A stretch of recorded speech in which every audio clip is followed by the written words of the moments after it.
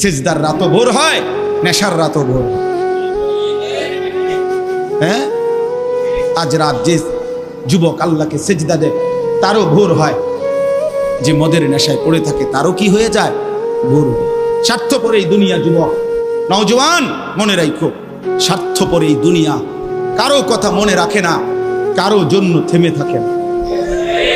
আমি এই পরশুদিন দেখছি, গতকালকের আগের দিন সকাল 6:30 বাজে আমি আমার বাজারে, ময়নামতি সাবের বাজার, ওইখানে দেখছি একটা হাইয়েস্ট গাড়ি একটা ট্রাকের মুখোমুখি হইয়া, হাইয়েস্ট গাড়িটার ড্রাইভারটা জাগাত তারে বাইরে করছে টাইম না হেসরাইয়া, কিছুক্ষণের মধ্যে লোকটা মারা গেছে। আমি একটা জিনিস খেয়াল করছি, অনেকক্ষণ তাকাইয়া আমার সাথে ড্রাইভারের আমি বললাম, কি স্বার্থপর এই দুনিয়া, একটা গাড়ি কেউ তার জন্য থামলো না, কারো হাতে সময় নাই, সবাই হরন দিয়া সাইড করে এমনে হেমনে করে সব চলে যায়, কোনো ড্রাইভারও থামে না বন্ধু, যে একটা লোক তো মরে গেছে, আরে মরে গেছে, তুই মরে গেছ, আমার হাতে সময় নেই। এই জন্য স্বার্থপর এই দুনিয়া, বড় স্বার্থপর, হয় কারো জন্য থামে না, কারো কথা অপেক্ষা করে না। চলতে তোমার কথা কেউ মনে রাখবে না। তুমি যদি নষ্ট হয়ে যাও, তুমি যদি কবরে আযাব হয়, তোমার যদি জাহান্নামের আগুন তোমারে পুড়তে হয়, আল্লাহর কসম বন্ধু, তোমার পতন তুমি করে দিলা, নিজেরে নষ্ট তুমি করে দিলা, শেষ পর্যন্ত দেখবা কেউ তোমার কথা মনে রাখবে না। এই পৃথিবী ধোঁকা। চলো এই জন্য আল্লাহর দিকে ফিরে আসি। ইল্লা মান তাবা ওয়া আমানা ওয়া আমিলা সালিহান, আল্লাহ বলে যে গুনাহ ছেড়ে দিয়ে তওবা করলো, আমি আল্লাহকে বিশ্বাস করলো এবং পুনরায় আবার নেক আমল শুরু করে দিল, ফাউলাইকা ইয়াদখুলুনাল জান্নাহ, আমি আল্লাহ ওয়াদা দিলাম, আমি আল্লাহ তাদেরকে জান্নাতেই ঢুকায়া দেব। ওয়ালা ইউজলামুনা শাইআ, কোনো জুলুম করা হবে না এক বিন্দু। অর্থাৎ পেছনের গুনার জন্য আমি লজ্জা দেব না, বরং তওবা করার কারণে, ফিরে আসার কারণে, নতুন করে আবার নামাজ সেজদা বন্দিগি পাক পবিত্র জীবন চলার কারণে এখন থেকে নিয়ে বাকি জিন্দেগির আমলের বরকতে জান্নাত দিয়ে দেব। এই জন্য প্রিয় সন্তান, প্রিয় কিশোর, নওজওয়ান, যুবক, চলো ইনশাআল্লাহ বদলাইবার সিদ্ধান্ত নেই। সবাই এই পরিমাণ শাহওয়াত, এই পরিমাণ অবৈধ কামনা বাসনা, নারী ছবি, অশ্লীলতা, বেহায়াপনাতে মাতাল হয়ে গেছে বন্ধু চারিদিকে, সমাজের চারিদিকে। হজ্জের সফরে ছিলাম, যে কয়দিন যাই খোঁজ খবর নিছি, দেশের খবর একটাই, হত্যা, খুন, ধর্ষণ, নারী নির্যাতন। আর সবচেয়ে আশ্চর্যের কথা হলো, আমি মনে হয় আমার এই ছোট্ট হায়াতে গত 30 বছরে আমি যেই কথাটা এতবার শুনি নাই, গত 2 মাসে বারবারই শুনি চারিদিকে পরকিয়া। এটা এই পরিমাণ সমাজে বেড়ে গেছে, অসভ্যতা, যে স্বামী থাকতো নারী অন্য পুরুষের প্রতি আসক্ত, স্ত্রী থাকতো ওই জানোয়ার অন্য নারীতে আসক্ত। এটা খুব বেশি পরিমাণ বেড়ে যাচ্ছে, যার কারণে আপনজনকে হত্যা করতে পর্যন্ত লজ্জিত হচ্ছে না। এর চাইতে বড় আশ্চর্য, আশ্চর্য বাংলাদেশে এর চাইতে বড়, এর চাইতে দুর্ধর্ষ হত্যার ঘটনাও 2 দিনে কি হয়ে যায় খবর বোঝা যায়। কিন্তু এখানে কেন বোঝা যাচ্ছে না? বোঝা যাচ্ছে এটা স্পষ্ট, আপনজনের এটা ধামাচাপা দেওয়ার জন্য সব রকমের প্রসেসিং করা হচ্ছে, সব প্রসেসিং করা হচ্ছে। অসহায় ইমাম মুয়াজ্জিনকে বেইজ্জতি কেউ করতে পারে নাই, কোন আলেমে দ্বীন ইনশাআল্লাহ বেইজ্জতি হবেও না ইনশাআল্লাহ। মনে রাখে, মনে রাখে। গতকালকে রাত্রেও আমাদের কুমিল্লায় গত 3 মাস আগে একজন আলেমে দ্বীনকে একজন প্রিন্সিপাল বেইজ্জতি করছিল, অপমান করে সামান্য অজুহাতে মসজিদ থেকে বিদায় করে দিছিল। ওই কলেজের ছেলেরা গতকালকে রাত্রে ওই মসজিদের ভিতরে ঢুকাইয়া 9 ঘন্টা আটকাইয়া তার হাতে ছাত্রদের উপস্থিতিতে তারে পদত্যাগ পত্র দিয়া ঘাট ধরে কলেজ থেকে বের করে দিছে। আল্লাহ তাআলা বেইজ্জতি করে দেখায় দিছে। ছাত্ররা বলছে, স্যার সই দেন, আপনারে 50 টাকা দিব। মানে 50 টাকা, 100 টাকার লোভ সামলাইতে পারেন নাই, নেন পদত্যাগ পত্র, সই দেন। এই জন্য দোস্ত, নারীর আসক্তি, জিনা, বেবিচার, পরকীয়া, অসভ্যতা, যুবক ভাই তোমরা বাঁচতে হবে। নওজওয়ান, আল্লাহ যদি হায়াত দেয় তোমগরে, আগামী সময়টা তোমরা তো পৃথিবীতে থাকতে হবে। এই সমাজ, এই দেশ তো আলাদা করতে পারতা না, তুমি তো এই জমিন ছেড়ে দিতে পারতা না বন্ধু। সম্পদ যদি হয়, তোমরা সব ছেলে তো একসাথে চাঁদের দেশে যাইতে পারতা না, আরেকখানে যাইতে পারতা না। এই সমাজ নিয়ে বাঁচতে হবে, এই দেশ, এই মাটি, এই এলাকা নিয়ে তো তোমাদেরকে বাঁচতে হবে ভাইয়া। তাহলে এই সমাজ যদি তোমরা এভাবে নষ্ট করে দাও, তোমরা যদি সবাই বেনামাজি হয়ে যাও, নারী, ছবি, মোবাইলের অস্থির দৃশ্য ছাড়া যদি তোমাদের রাত না কাটে, দিন না কাটে, আগামী 20 বছর তোমরা সমাজ, তোমার অঞ্চল, তোমার ঘর পরিবার নিরাপদ থাকবে কেমনে? বাঁচবা কেমনে? চলবা কেমনে? চলবা কেমনে বলো ভাইয়া? 9 বছরের বাচ্চা মেয়ে যদি নিরাপত্তা না পায়, আমার সমাজ কি পরিমাণ অশান্ত হয়ে গেছে। হ্যাঁ, কেমনে বাঁচবা ভাই? তোমারও তো বোন আছে, তোমারও তো ছোট্ট বোন আছে, তোমারও তো ছোট বোন আছে, তোমার বোনেরও তো নিরাপত্তা দরকার। তুমি তো এই সমাজ থেকেই, এই পৃথিবী থেকেই কোনো না কোনো নারীকে বিয়ে করবা, তারও তো চরিত্রের পবিত্রতা দরকার, দরকার না? তো কেমনে মিলবে ভাইয়া? কেমনে মিলবে? সবাই যদি এমন চরিত্রহীন হয়ে যাও, নারী ছাড়া, ছবি ছাড়া, মোবাইল ছাড়া, উলঙ্গ দৃশ্য দেখা ছাড়া তোমাদের রাত কাটে না, দিন কাটে না, আমার সন্তানরা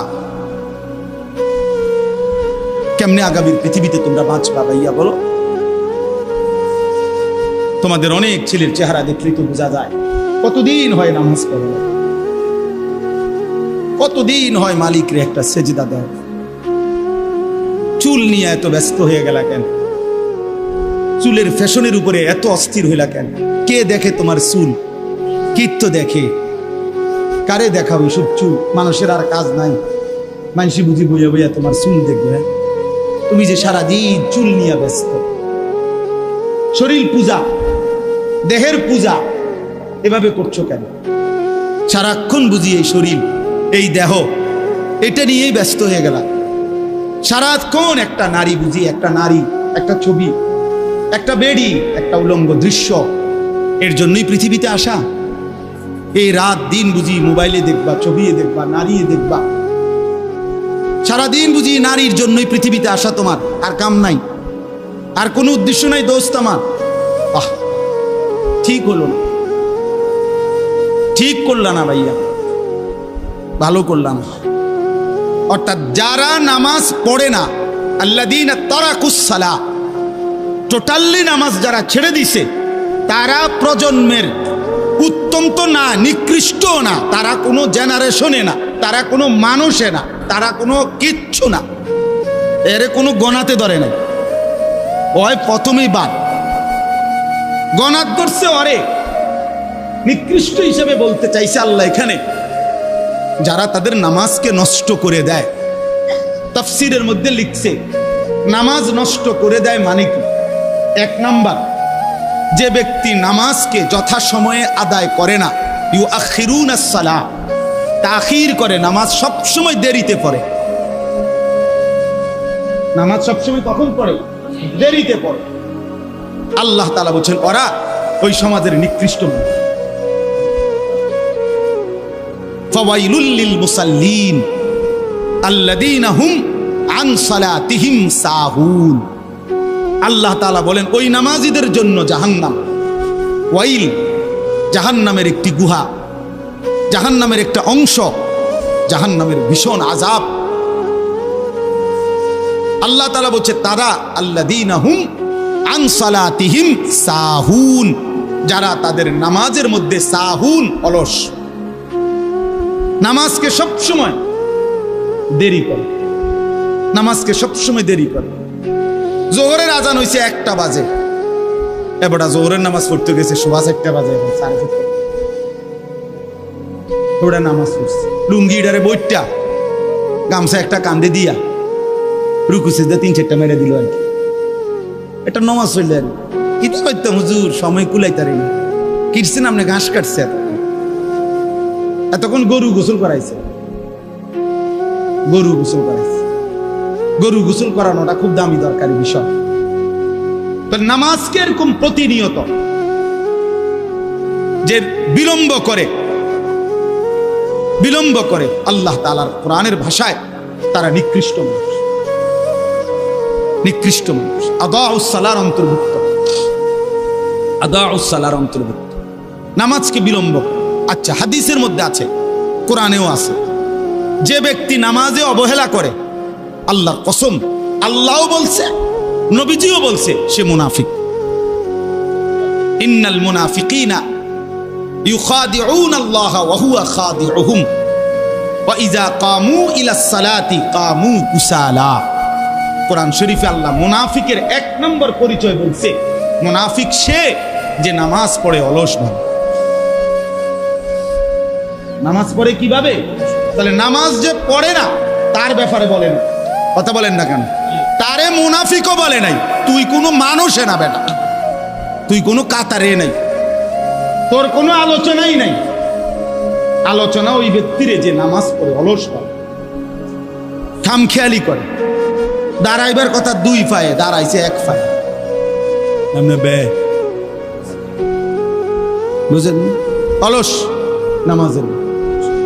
রাসূলুল্লাহ সাল্লাল্লাহু আলাইহি সাল্লাম বলছেন, তিলকা সালাতুল মুনাফিক, ওই নামাজ মুনাফিকের নামাজ। ইয়ারকুবু হাত্তা তাগরুবা শামস, আসরের নামাজ না পড়ে যে অপেক্ষা করতেছে, অন্য কাজে ব্যস্ত আছে, এরই মধ্যে সূর্য ডুবে যাচ্ছে। সূর্য ডুবার কাছাকাছি, হাত্তা কানাত বাইনা কারনাই শাইতান, সূর্য ডুবার সময়ে শয়তান তার 2 শিং সূর্যের পাশে বাড়াইয়া দেয়।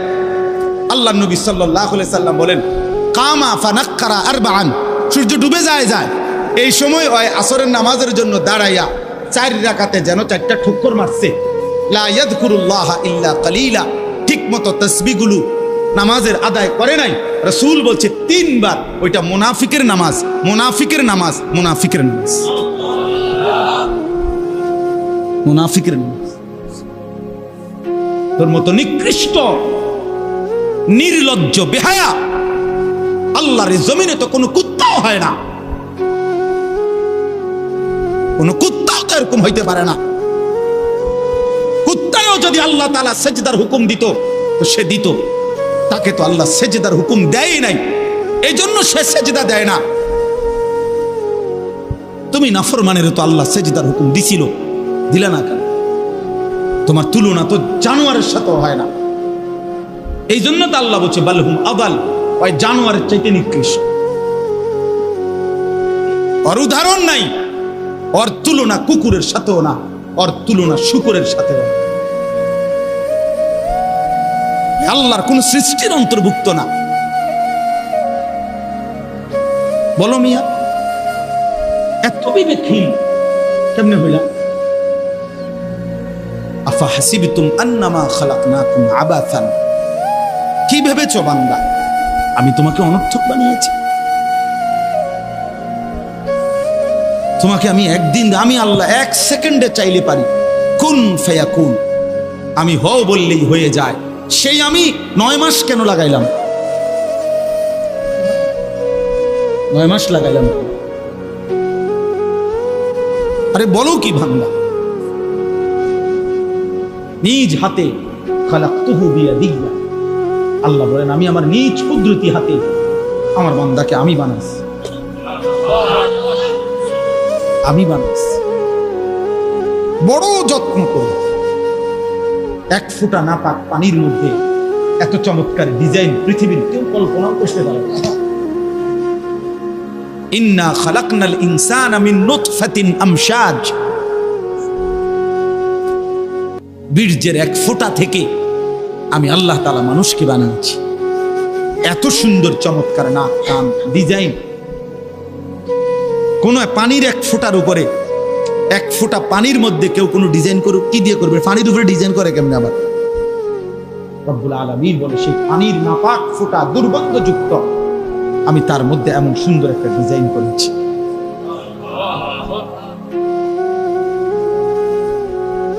কেমনে ভুলে গেলাম?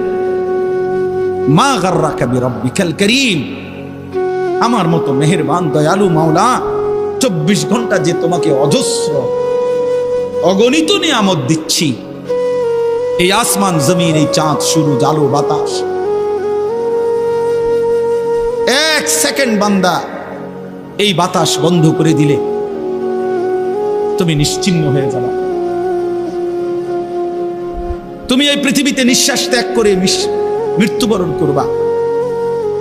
একটা নিঃশ্বাসের জন্য তুমি এতটা মুখাপেক্ষী আমি আল্লাহর কাছে, সেই আমাকে একটা সিজদা দিবা না? সেই আমাকে একবারও ডাকবা না?